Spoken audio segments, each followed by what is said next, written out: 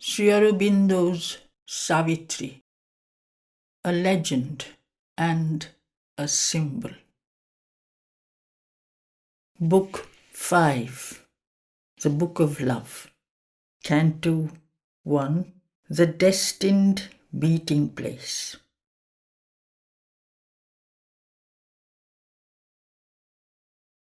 But now the destined spot and hour were close. Unknowing she had neared her nameless goal.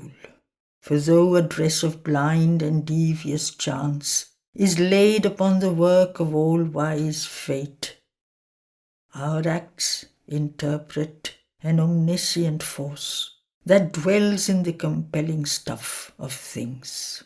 And nothing happens in the cosmic play but at its time and in its foreseen place. To a space she came of soft and delicate air that seemed a sanctuary of youth and joy, a highland world of free and green delight, where spring and summer lay together and strove in indolent and amicable debate, enarmed, disputing with laughter, who should rule. There expectation beat wide sudden wings, as if a soul had looked out from earth's face, and all that was in her felt a coming change, and, forgetting obvious joys and common dreams, obedient to time's call, to the spirit's fate, was lifted to a beauty calm and pure that lived under the eyes of eternity. A crowd of mountainous heads assailed the sky, pushing towards rival shoulders nearer heaven, the armoured leaders of an iron line. Earth, prostrate, lay beneath their feet of stone. Below them crouched a dream of emerald woods and gleaming borders, solitary asleep. Pale waters ran, like glimmering threads of pearl. A sigh was straying among happy leaves, cool, perfumed, with slow, pleasure-burdened feet. Faint, stumbling breezes faltered among flowers. The white crane stood, a vivid, motionless streak. Peacock and parrot, jewelled soil and tree. The dove's soft moan enriched the enamoured air, and fire-winged wild drakes swam in silvery pools.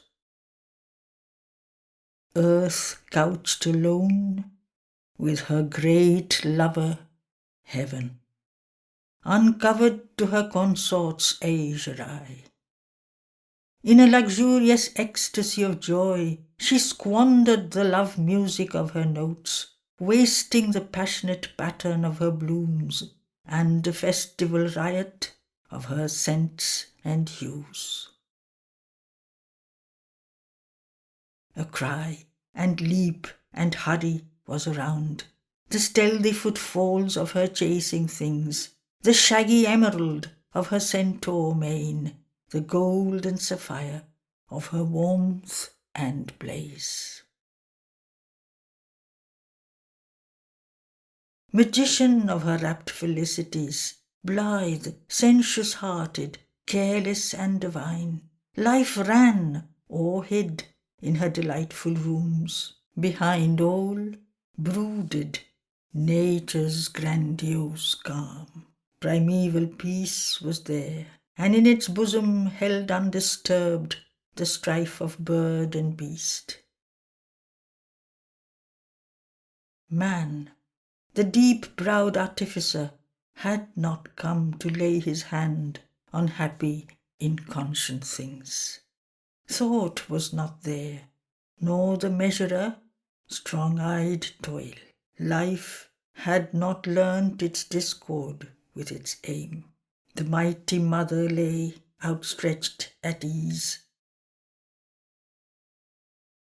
All was in line with her first satisfied plan. Moved by a universal will of joy, the trees bloomed in their green felicity, and the wild children brooded not on pain. At the end reclined a stern and giant tract of tangled depths and solemn questioning hills, peaks like a bare austerity of the soul, armoured, remote, and desolately grand, like the thought-screened infinities that lie behind the rapt smile of the Almighty's dance. A matted forest head invaded heaven, as if a blue-throated ascetic peered from the stone fastness of his mountain cell, regarding the brief gladness of the days. His vast extended spirit couched behind. A mighty murmur of immense retreat besieged the ear, a sad and limitless call as of a soul retiring from the world. This was the scene which the ambiguous mother had chosen for her brief felicitous hour.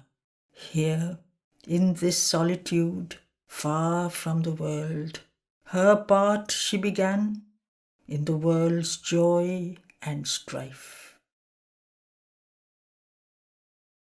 Here were disclosed to her the mystic courts, the lurking doors of beauty and surprise, the wings that murmur in the golden house, the temple of sweetness and the fiery isle.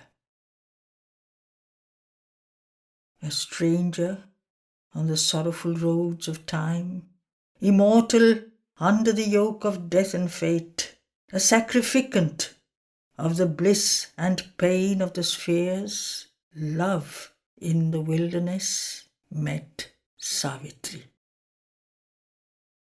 End of Canto 1.